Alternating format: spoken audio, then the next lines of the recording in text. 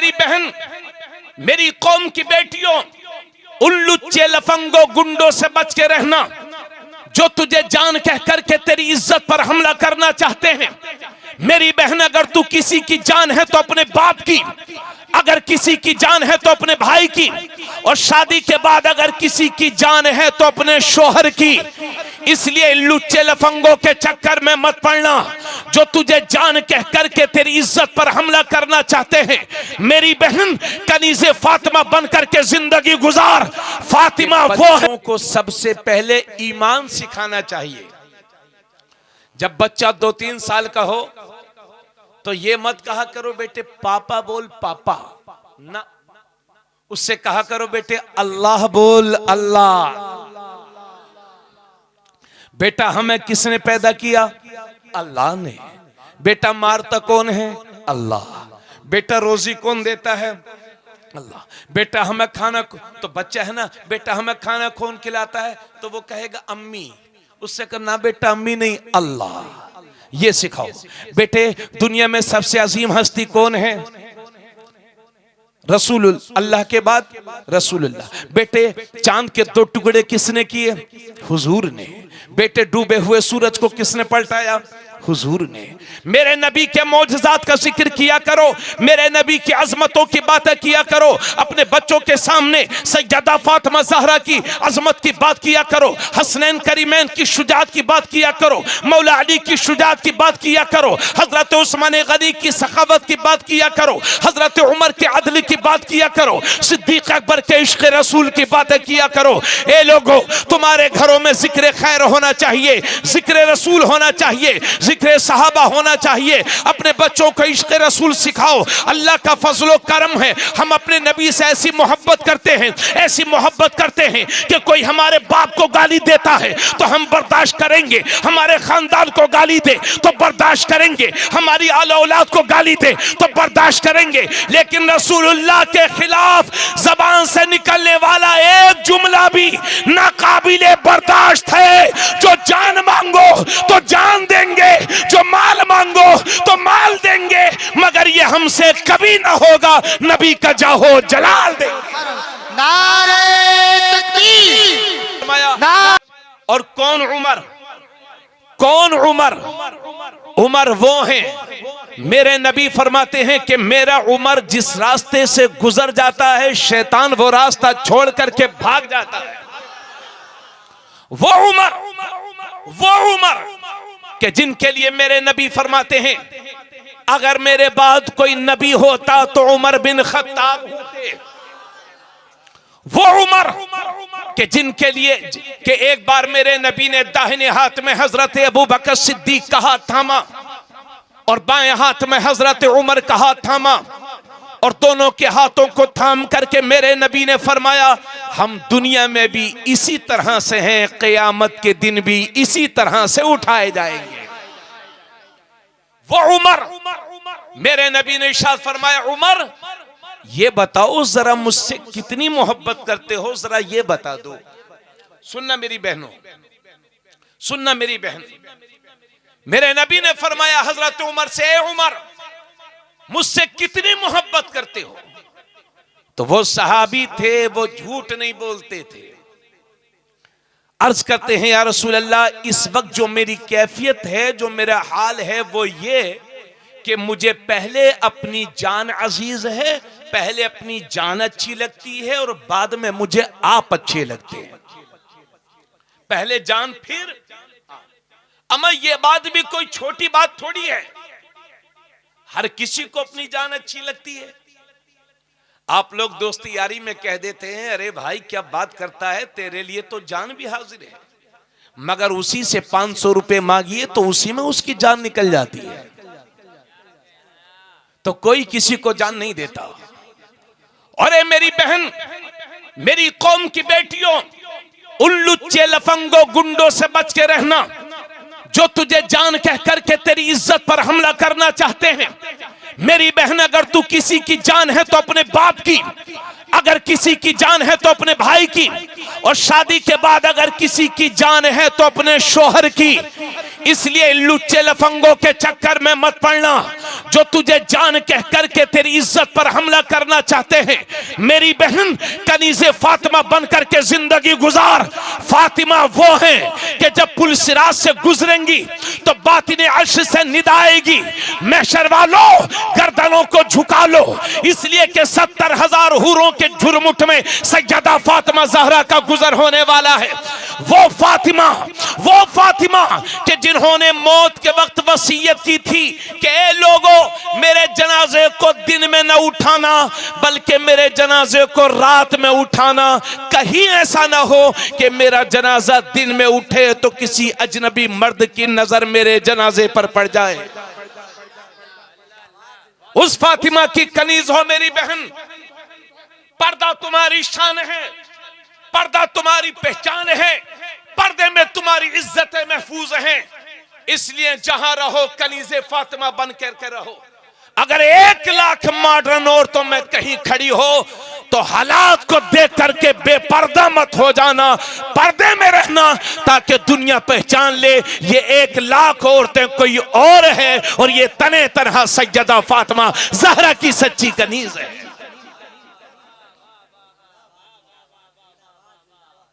तो मेरे हजरत उमर अर्ज करते हैं, या रसूल अल्लाह, सबसे पहले अपनी जान अच्छी लगती है और उसके बाद मुझे थोड़ा सा बोलिए, मैं असल में आपसे बुलवाना चाहता हूं, पहले जान फिर आप।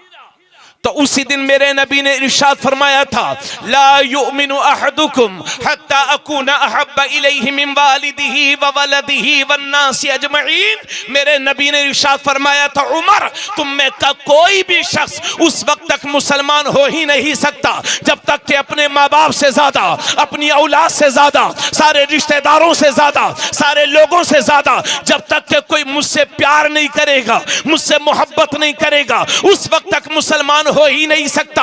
तब हजरत उमर अर्ज करते हैं, या रसूल अल्लाह, अब तो मुझे अपनी जान से भी ज्यादा अच्छे आप लगते हैं, आप लगते हैं। तब मेरे नबी ने फरमाया, अल-आना या उमर, ए उमर, अब तेरा ईमान मुकम्मल हुआ है, अब तेरा ईमान कंप्लीट हुआ है, अब तेरा ईमान पूरा हुआ है। तो ए लोगों, हुजूर की मोहब्बत का तकाजा यह है कि अपने माँ बाप से ज्यादा अपने नबी से प्यार करो, अपनी औलाद से ज्यादा अपने नबी से प्यार करो, सारे रिश्तेदारों से बढ़ करके नबी से प्यार करो, सारे दोस्तों से बढ़ करके नबी से प्यार करो, सारी दुनिया से बढ़ करके नबी से प्यार करो। और ऐसा प्यार करो, ऐसा प्यार करो कि तुम्हारी जबान भी यही बोले, तुम्हारा दिल भी यही बोले कि करूं तेरे नाम पे जा फिदा, न बस एक जा दो जहां फिदा, दो जहां से भी नहीं जी भरा, करूं क्या करोड़ों जहां नहीं।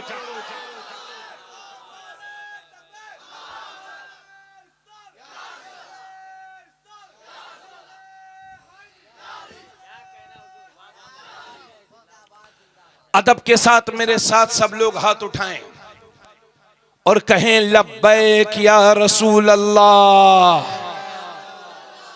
लब्बैक या रसूल अल्लाह, लब्बैक या रसूल अल्लाह। जज़ाकुमुल्लाह। ऐसा प्यार करो नबी से। सुन लो साफ साफ, जब तक इस दुनिया की हर चीज से बढ़कर के प्यार नबी से ना करोगे, उस वक्त तक कोई भी मुसलमान कहलाने का मुस्तहिक नहीं है। क्या हुआ? कोई बात? कोई भी मुसलमान कहलाने का उस वक्त तक मुस्तहिक नहीं है जब तक कि सारी दुनिया से बढ़कर के प्यार अपने नबी से नहीं करोगे। अभी शाहनवाज भाई, अभी 2 महीने पहले ट्रेंड चला था आई लव मोहम्मद का, है ना, और वो भी इंग्लिश में। होना तो अरबी में चाहिए, आपके रसूल की जबान तो अरबी है, कुरान की जबान अरबी है, नमाज अरबी में है ना, दीगर हमारे सारे काम अरबी में है। तो ये इंग्लिश वाला ट्रेंड क्यों चल पड़ा? अरे हमें बैनर उठाने की जरूरत नहीं है। और सुन लो, हमें बैनर वाला आशिक रसूल नहीं, बल्कि किरदार का आशिक रसूल चाहिए। यकीन जानिए, जिस दिन आप हकीकी आशिक रसूल बन गए, दुनिया तुम्हारे नाम के बैनर उठाने पर फख्र करेगी। बैनर उठाएं, आई लव मोहम्मद, नमाज नहीं पढ़ी है 8 दिन से, बैनर उठाए हुए आई लव मोहम्मद, मोहम्मद के लिए जान दे देंगे। अरे मोहम्मद इंसान की जान लेने के लिए नहीं आए हैं, बल्कि मेरे नबी इंसान की जान को बचाने के लिए आए हैं। लेकिन एक कौम मुस्लिम आपसे पूछना चाहता हूं, आप नबी के नाम पर जान तो देने के लिए तैयार हैं, लेकिन उनके फरमान पर अमल करके चंद कदम मस्जिद जाने के लिए तैयार क्यों नहीं है? हमें यह नाम निहाद आशिक रसूल नहीं चाहिए। और यार, इश्क़ रसूल किसी को दिखाने की जरूरत थोड़ी है। सारी दुनिया जानती है कि मुसलमान सारी चीजों से बढ़कर के प्यार अपने नबी से करता है। और मैं बड़े फख्र के साथ पूरी दुनिया के मुसलमानों की तरफ से एक बात कहना चाहूंगा कि मुसलमानों का कोई भी फर्द चाहे जितना भी बड़ा बेअमल हो, मगर बात नबी की आ जाए तो नबी की इज्जत की खातिर जान देने से भी परहेज नहीं करेगा। अल्लाह का शुक्र है, इस बात का तो भरोसा है हमें अपनी कौम पर। हाँ, बदअमल तो है माज़अल्लाह, लेकिन बदअकीदा नहीं। हुजूर की मोहब्बत हमारे रग रग में बसी हुई है, लेकिन ये मोहब्बत कहां तक पहुंचनी चाहिए, इंशाअल्लाह मैं भी थोड़ी देर में इस हवाले से अर्ज करूंगा। मगर आपसे ये अर्ज करता हूं, ए लोगों, अपने बच्चों को मोहब्बत रसूल सिखाओ। और आका करीम सल्लल्लाहु अलैहि वसल्लम फरमाते हैं, एक बाप की तरफ से उसकी औलाद के लिए जो सबसे बड़ा तोहफा और गिफ्ट होता है, वो बेहतरीन तरबियत होती है। बेहतरीन तरबियत, उर्दू में, इंग्लिश में क्या बोलते हैं उसको? ट्रेनिंग। आका करीम सल्लल्लाहु अलैहि वसल्लम फरमाते हैं, एक बाप की तरफ से उसकी औलाद के लिए जो सबसे बड़ा तोहफा होता है, वो बेहतरीन तरबियत होती है। अगर गिफ्ट नहीं देंगे तो आपका बच्चा एक बार रोएगा, और बेहतरीन तरबियत नहीं देंगे तो जिंदगी भर खुद भी रोएगा, आपको भी रुलाएगा। इसलिए हर बाप की यह जिम्मेदारी है कि अपने बच्चों को अच्छी तरबियत दे।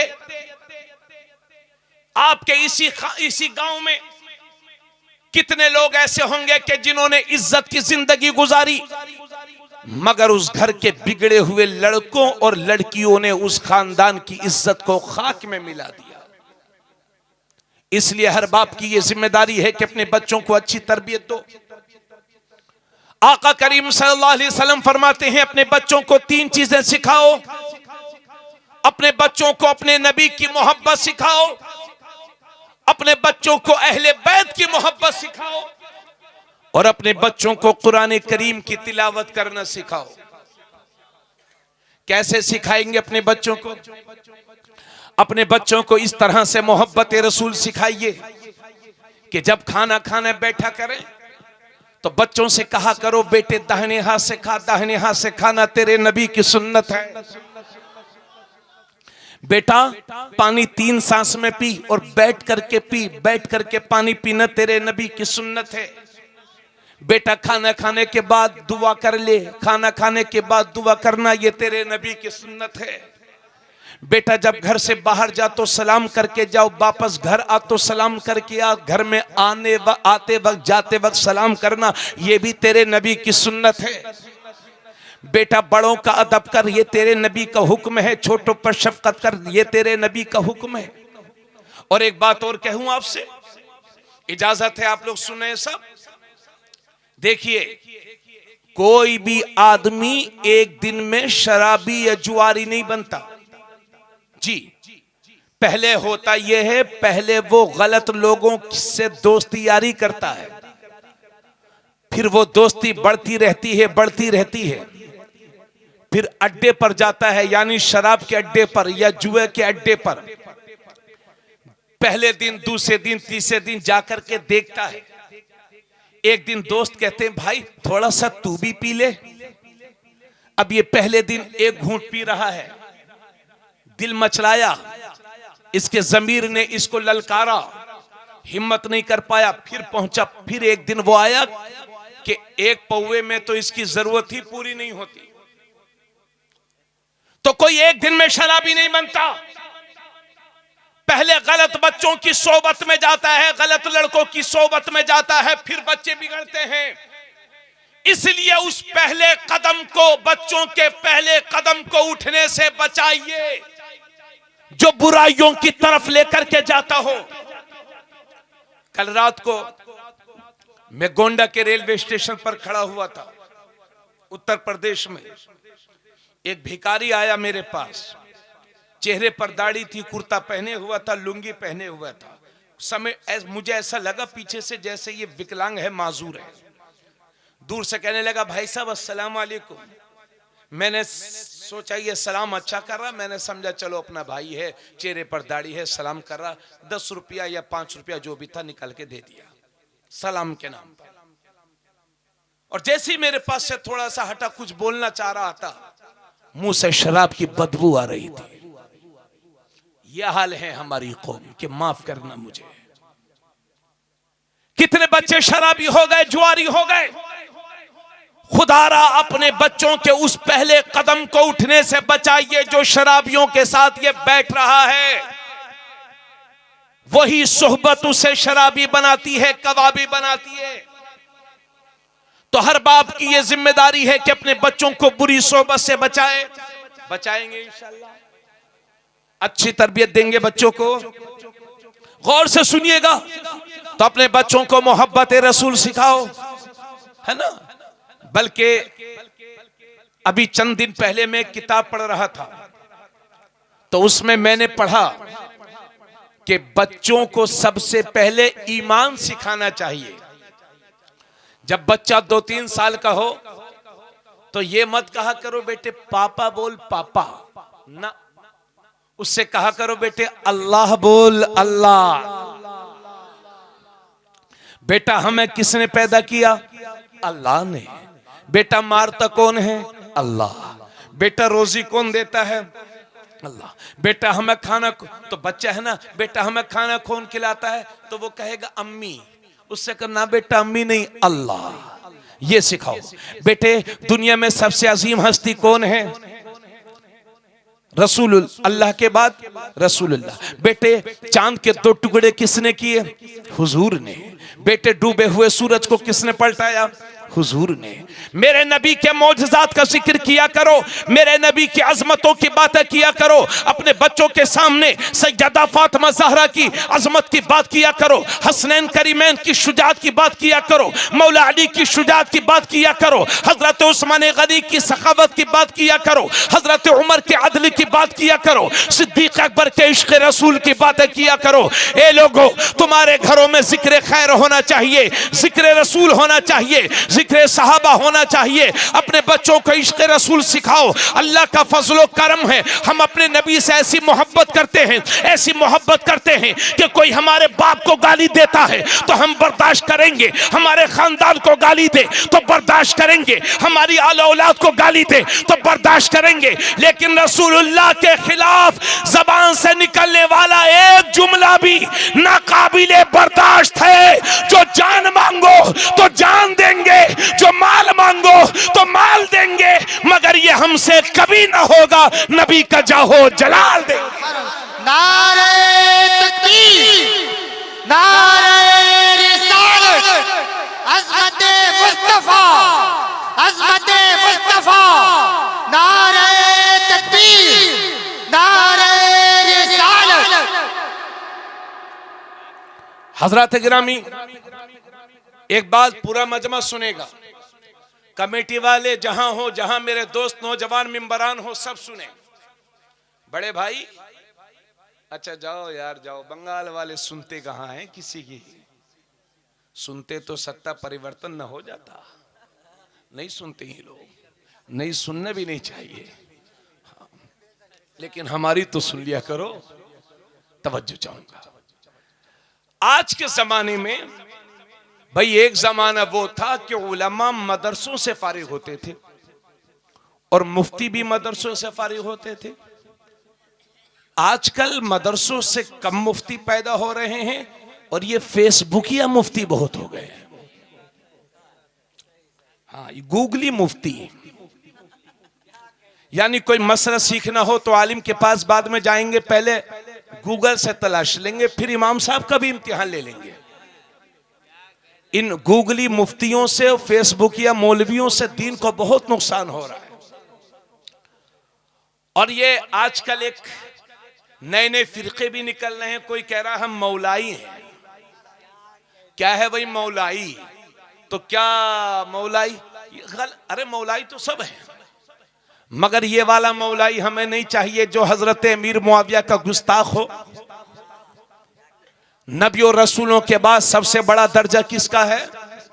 हजरत अबू बकर सिद्दीक का, उनके बाद हजरत उमर बिन खत्ताब का, उनके बाद हजरत उस्मान गनी का, चौथे खलीफा अमीरुल मोमिनीन हजरत अलीउल मुर्तदा रज़ियल्लाहु ताला अन्हु हैं। हजरत एक बात मेरी सुनिएगा, मैं ये कह रहा हूं कि दौरे हाजिर में गुमराहियत बढ़ क्यों रही है, उसकी वजह सुनियो। सुनना मेरे भाई, इस दौर में गुमराहियत बढ़ क्यों रही है? आइए मिशकात शरीफ की एक हदीस आपके सामने पेश कर रहा हूं। पूरा मजमा मेरी तरफ देखे और हदीस को सुने। यह मिशकात शरीफ की हदीस है जो 1-2 महीने पहले मैंने पढ़ाई भी है और यह हदीस पढ़ी भी है। तवज्जो चाहूंगा। हजरत उमर रज़ियल्लाहु ताला अन्हु, सब लोग आंखें खोलें और मोहब्बत से कहें या उमर। मैंने हजरत उमर का नाम इसलिए आपकी जबानों पर से कहलवा लिया ताकि शैतान भाग जाए। इजाजत है बोलूं, अर्ज करूं बात? सुनना मेरे भाई और मां बहनों, सुनना आप भी। हजरत उमर रज़ियल्लाहु ताला अन्हु एक बार मेरे नबी की महफिल की तरफ तशरीफ ला रहे थे। रास्ते में यहूदियों की मजलिस सजी हुई थी, तो हजरत उमर रज़ियल्लाहु ताला अन्हु यहूदियों की मजलिस में, यहूदियों की महफिल में चले गए। गौर से सुनना, फिर दोहरा रहा हूं, फिर से सुन लीजिए, जाया ना हो जाए, बहुत कीमती बात है। हजरत उमर रज़ियल्लाहु ताला अन्हु मेरे नबी की महफिल की तरफ तशरीफ ला रहे हैं। रास्ते में यहूदियों की मजलिस सजी हुई थी और वहीं जब हजरत उमर ने देखा कि यहूदियों की महफिल हो रही है तो वहीं तशरीफ ले गए, बैठ गए, यहूदियों की बातों को गौर से सुनने लगे। तो यहूदियों की कुछ बातें हजरत उमर को पसंद आ गई। ठीक है, थोड़ी देर वहां बैठे और उसके बाद वहां से उठे, मेरे नबी की महफिल में तशरीफ ले आए। अब नबी की महफिल में हाजिर हैं, अर्ज करते हैं या रसूल अल्लाह सल्लल्लाहु अलैहि वसल्लम, मैं यहूदियों की मजलिस की तरफ चला गया था। या रसूल अल्लाह, आपकी महफिल की तरफ आ रहा था, रास्ते में यहूदियों की मजलिस हो रही थी, मैं वहां चला गया। या रसूल अल्लाह, मुझे यहूदियों की कुछ बातें पसंद आ गई, तो क्या मैं उन बातों को लिख लूं, नोट कर लूं? सामईन तवज्जो, हजरत उमर अर्ज करते हैं या रसूल अल्लाह, मुझे यहूदियों की कुछ बातें पसंद आ गई तो उन्हें लिख लूं, नोट कर लूं? जब मेरे नबी ने यह बात सुनी तो मेरे नबी का चेहरा गुस्से से लाल हो गया और फरमाते हैं, उमर, जैसे यहूदी हैरानों परेशान घूम रहे हैं वैसे तुम भी उनकी तरह हैरानों परेशान घूमना चाहते हो? उसके बाद मेरे नबी फरमाते, उमर, तेरा नबी तेरे लिए बिल्कुल साफ और रोशन शरीयत लेकर के आया है। अगर आज हजरत मूसा भी जिंदा होते तो वो भी तेरे ही नबी की पैरवी करते, तेरे ही नबी की तकलीद करते। तो ये लोगों, अपने नबी के रास्ते को छोड़ करके कहां जा रहे हो, कहां भटक रहे हो? सुबह सुबह स्टेटस लगाते हो। आज की अच्छी बात, फला गुरु ये कहते हैं, फला गुरु ये कहते हैं। अरे क्यों पड़े हो चक्कर में? कोई नहीं है टक्कर में। दुनिया के सारे गुरु जिस गुरु पर कुर्बान है, दुनिया उसी गुरु को मोहम्मदुर रसूलुल्लाह कहती है। भाई, सोचने की बात यह है, कि जब मेरे नबी ने हजरत उमर को यह इजाजत नहीं दी, सुन लेना, हजरत उमर को यह इजाजत नहीं दी कि यहूदियों की मजलिस में जाएं, तो फिर हम और आपको यह इजाजत कैसे हो सकती है कि बदअकीदों के जलसों में जाएं, उनकी तकरीरें सुने, उनके पीछे नमाज पढ़े। अब वो बात में जो मैंने कही थी, ये दौरे हाजिर में जितनी वहाबियत फैल रही है, बदअकीदगी फैल रही है, इसकी सबसे बड़ी वजह है नेट। चूंकि लोग घर बैठे बैठे उलमा की तकरीर सुनते हैं और सुनते सुनते किसी दिन वहाबी की तकरीर लगा देते हैं, कुछ समझ में आ जाती है थोड़ी बहुत, और उसके बाद फिर वही तकरीरें सुनना शुरू कर देते हैं। जी, कितने लोग मोबाइल के जरिए से बदअकीदा लाबी की तकरीरें सुनते सुनते वहाबी हो गए, बदअकीदा हो गए।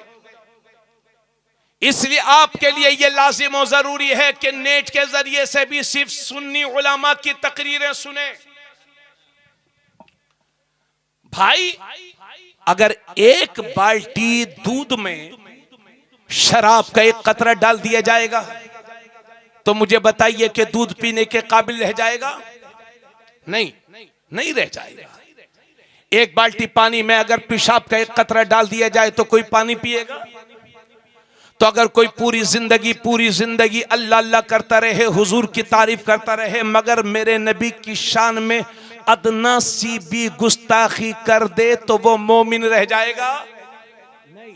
बस यही आपसे कह रहा हूं कि इनकी मीठी मीठी बातों के चक्कर में मत पड़िए और अपने अकीदे की हिफाजत कीजिए, ईमान की हिफाजत कीजिए, है ना।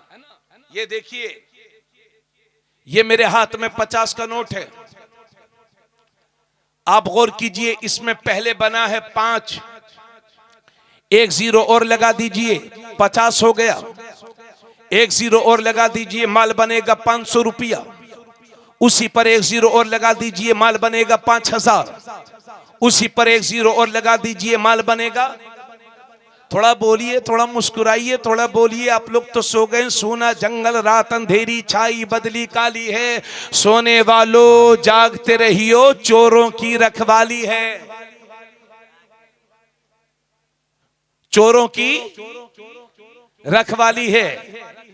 पहले लुटिया चोर होते थे, अब पढ़े लिखे चोर हैं। अरे भाई, ये जो छोटी छोटी चोरी होती है ये बेपढ़े लिखे लोग करते हैं, और जो आपके अकाउंट से पैसा साफ करते हैं वो बेपढ़े लिखे लोग होते हैं क्या? तो बताइए, वो डॉक्टर भी तो चोर हैं कि जिनके पास दवाई लेने गए, दर्द है पेट में और MIR हो रही है सर की। बोलो, वो डॉक्टर भी तो चोर है, और वो इंजीनियर भी तो चोर है जिसने ठेका लिया आला क्वालिटी का और रोड एक बारिश न झेल पाया। और वो मौलवी भी तो चोर है जिसका कोई मदरसा नहीं है और रमजान में रसीद लेकर निकल जाता है। तो हर किस्म के चोरों से बचिए। इन माल वाले चोरों से ज्यादा खतरनाक है ईमान चोर। ईमान पर डाका डालने वाले, डाका डाले ईमान के डाकुओं से अपने ईमान की हिफाजत कीजिए।